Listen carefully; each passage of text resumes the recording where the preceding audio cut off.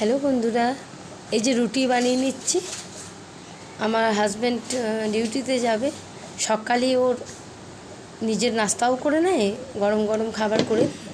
আর এই যে দুপুরের জন্য বানিয়ে দিচ্ছি। এটাতে আবার একটু ডাল হবে, আর রুটি এতে ওকে সাজিয়ে দিচ্ছি। 3টে 4টে যতটা পারে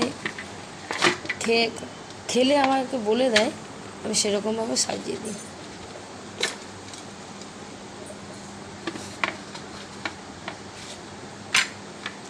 গরম গরম রুটি করে দিলাম।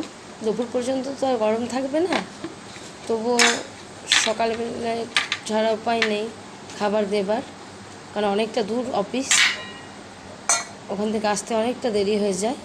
আর এই যে মিক্স সবজি এখনও দেখো ধোঁয়া উঠছে, ওটা করে দিলাম।